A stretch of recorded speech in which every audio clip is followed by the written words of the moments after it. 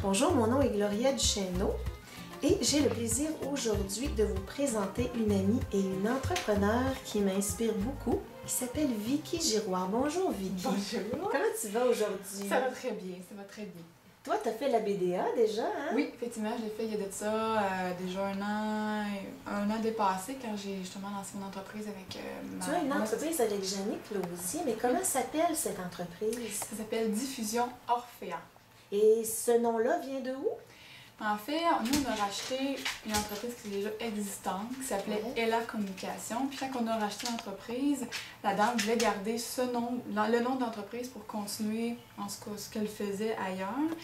Donc on a dû changer notre nom et puis on était un peu serré dans le temps. Puis elle nous avait suggéré des choses, elle pensait de Orphée, parce qu'on est comme des fées, une tribu de l'art, fée. Mais ça faisait trop repenser à Morphée, donc on a rajouté le A qui faisait plus féminin. Donc c'est l'art des fées, Orphea, c'est un mélange un peu de tout ça. Et en lien avec les fées, est-ce que vous avez développé des produits liés à cet esprit de fée? En fait, le but de l'entreprise, c'est de distribuer des produits qui font du bien, donc qui sont inspirants, qui sont beaux, qui font du bien, qui donnent du positif. Donc, on fait affaire avec des artistes d'ici, des artistes québécois, 100%, en fait, sont produits à 100% au Québec. Donc, oui, certains produits, on a des artistes qui s'appellent Fée des Plumes, Fénat, tandis qu'on a des amis là, qui sont en lien avec ça, puis qui ont le surnom de fée. Donc, oui, tous nos artistes, ce sont des fées ou des... C'est quoi le masculin de fée? Un fée, FE accent aigu, on m'a dit voilà. déjà. Alors, étant donné que vous êtes des filles créatives, ça colle bien à votre mission de base, votre image. Et est-ce que vous avez des produits qui sont issus d'ailleurs que du Québec? Non, vraiment, notre spécialité, nous, c'est la distribution de produits d'artistes québécois. Donc, tous les produits sont fabriqués, pensés et fait ici, finalement. Fait qu'on peut vraiment dire que ça vous démarque par rapport à la concurrence? Oui, effectivement. Souvent, quand on parle à nos clients et qu'on leur dit que c'est des produits 100% québécois, ils sont tous surpris sur le coup parce qu'on voit beaucoup du Made in China. C'est sûr que c'est un peu plus difficile, des fois, d'entrer dans les boutiques parce que les prix sont un peu plus élevés.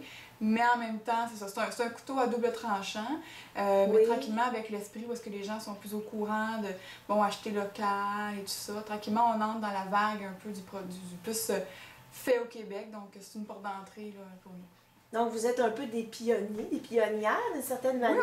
Oui, on peut dire. Parce qu'on s'en vient vers cette vague-là, il y a un intérêt de plus en plus. Et vous, vous avez déjà amorcé la chose. Et qu'est-ce que tu trouves le plus difficile comme entrepreneur? Je te dirais dans le démarrage, ce qui a été le plus difficile, nous on a racheté une entreprise. Jannick et moi, on est des femmes d'affaires, ça nous coule dans les veines, mais acheter une entreprise de distribution, nous, tout ce qu'on voyait, c'est de faire affaire avec des artistes. Donc, c'était le beau, mais on voyait pas tout ce qu'il y avait à faire en arrière. Donc, faire l'inventaire, faire le suivi des clients, faire le suivi des artistes, gérer les paiements, les chèques, la comptabilité, le système comptable, ça a été beaucoup de travail, des contrats puis finir, parce que c'était beaucoup de choses qu'on n'avait pas vues. On voyait juste le côté le fun, tu sais. Fait que ce qui était difficile au début, c'est de s'adapter, c'est de comprendre tout le monde de la distribution. Puis nous, on arrivait là-dedans comme deux genoux, là. On n'avait aucune idée de ce que c'était. Fait que c'était un petit peu plus difficile au début de voir comme, oh, ok, il y a tout ça à savoir, mais en même temps, c'est une très belle expérience parce qu'on apprend beaucoup en étant travailleur autonome, parce qu'on est dans le propre patron, donc il n'y a personne d'autre qui nous aide. On peut pas aller voir, hey, excuse-moi, comment je peux faire ça? Non, c'est toi qui le fais, fait qu'il faut que tu l'apprennes, puis on devient très autonome et très débrouillard. Ah, j'aime ça, le mot autonome.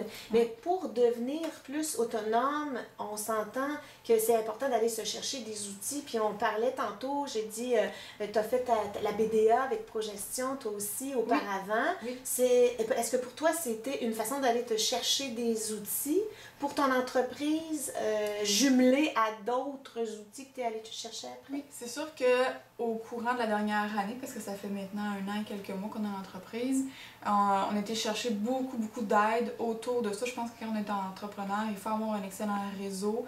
Google, c'est mon meilleur ami aussi. Quand je cherche quelque chose, Excel, 5 comptables, en tout cas, c'est beaucoup. Je m'aide beaucoup avec beaucoup de recherches.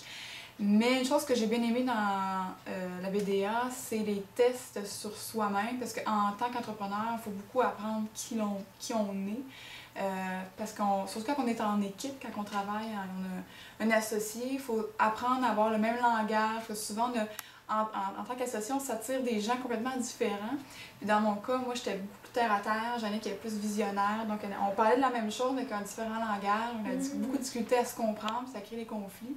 Mais en faisant le test de TRIMA, qui est dans la BDA, en faisant des tests sur comment on voit l'argent, beaucoup de choses qui nous ont aidés à mieux se comprendre, puis à dire, OK, bon, là, elle est dans son état, telle chose, OK, il faut que je lui parle de telle façon pour qu'elle me comprenne. Fait que oui, effectivement, la BDA nous a aidés énormément dans apprendre qui on est en tant qu'entrepreneur, quel genre d'entrepreneur on est, quel genre de vendeur on est aussi.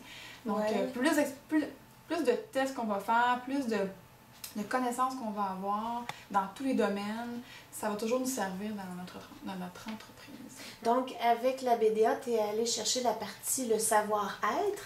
Oui. Et tu as parlé tantôt d'un logiciel comptable, mais est-ce que tu es allé te chercher quelqu'un en comptabilité qui est là, d'un expert? En fait, je me suis arraché les cheveux sur la tête à plusieurs reprises parce que avant, j'avais pas SIM comptable. J'avais acheté un autre logiciel qui nous a coûté beaucoup de sous pour rien parce qu'il n'était pas adapté à notre entreprise. Donc, c'est bien important de faire des tests à savoir quel logiciel convient vraiment à notre entreprise. Puis bref, je suis revenue avec SIM comptable, pas cher, super accessible, vraiment simple.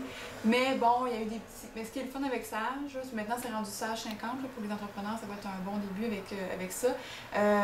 C'est qu'il offre un service pendant 1 an de soutien technique, donc on sait qu'il y avait des frais reliés à ça, mais on sait que j'avais un bug, je les appelais, puis ils m'expliquaient tout comment faire, puis c'est vraiment très bien construit. C'est intéressant ça, le service après-vente. Oui, vraiment. Ça manque parfois. Est-ce que tu allais te chercher un comptable aussi comme ressource externe? J'avais un comptable qui était pas comptable, il travaillait ailleurs, puis il faisait ça à temps partiel, mais c'est vraiment important, une chose qu'on s'est fait dire au début, puis qu'on n'a pas écouté. Souvent, on n'écoute pas ce que les gens nous disent, on aurait dû écouter peut-être, mais bref, c'est l'expérience, mais un comptable dans une entreprise, c'est ce qui est le plus important, parce qu'il y a plein de choses que moi je connaissais pas, que je savais pas, on aurait pu se faire pincer dans des choses. Je donne un exemple, j'avais oublié de mettre mes numéros de taxes sur ma facture, donc j'ai eu des petits chichis avec ça. Mais bref, faire la recherche d'un bon comptable qui va t'aider, qui va t'aiguiller en différentes choses, oui, effectivement, c'est important.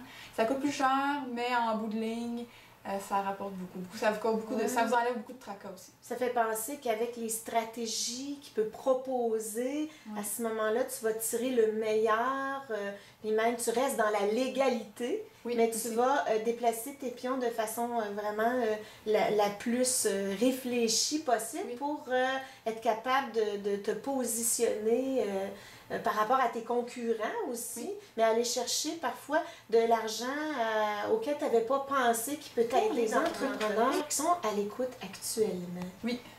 Qu'est-ce que tu peux leur conseiller, que tu veux leur conseiller? Ce que je peux leur conseiller par rapport à notre expérience, Jannick et moi, il y a de ça quelques mois, on a passé à ça de fermer les portes parce que ça allait vraiment pas bien. On savait pas nécessairement qui faisait quoi dans l'entreprise, il y avait des conflits, tout ça. Puis je pense qu'une chose qui est bien importante, que vous soyez seul ou non, que vous soyez en équipe, c'est vraiment de savoir c'est quoi vos tâches, de vous avoir un horaire très précis. Nous, on s'est fait des carreaux, OK, 1 heure de ça, 1h30 de ça, 1 heure de ça. Parce que sinon, à un moment donné, on vient qu'on est perdu, on ne sait plus par où commencer, puis il y a tellement de choses à faire quand on est en entreprise qu'il faut avoir une structure très rigoureuse pour ne pas s'éparpiller. Je pense que vraiment une chose qui est super importante, c'est vraiment la structure, de respecter notre horaire. Et peut-être même une chose que je peux... quand on a passé proche de vraiment fermer nos portes, des fois quand on touche le creux, là, qu'on a juste le goût de... Je dirais pas le mot, là, mais c'est souvent là qu'on devient très créatif. Puis dans une entreprise, la créativité, je pense que c'est la clé. Puis c'est là qu'on a eu l'idée, Jannick et moi, de créer notre produit qui sont des pensées positives autocollantes. Puis c'est dans le pire moment de notre entreprise qu'on a eu la meilleure idée, puis c'est elle maintenant qui qui nous a sauvés finalement. Fait que je pense que la créativité dans l'entreprise, c'est une des plus belles qualités qu'on peut avoir. Ah, ben c'est intéressant. Donc, ce que j'entends, c'est qu'ils ont réussi à sortir un produit merveilleux qui est devenu, à quelque part, pour l'instant, le pilier par rapport à vos autres produits. Donc, pendant que je t'écoutais parler, je me suis dit c'est vraiment une question d'heureux équilibre entre la structure et la créativité. Oui. Et que quand il y a des moments de grand creux, finalement, ça fait l'effet d'un tableau noir qui fait peur parce que c'est le néant, mais si on prend la craie qui est notre créativité, on va pouvoir écrire le prochain chapitre. Le prochain chapitre. Hey.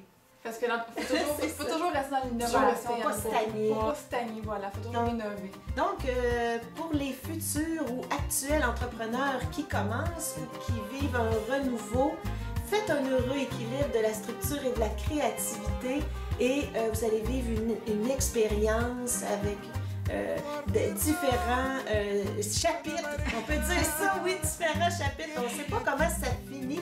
Cependant, si on lâche prise sur le commun, ça peut donner une entreprise sympathique et innovante comme celle de Jannick et de Vicky. Merci, Vicky.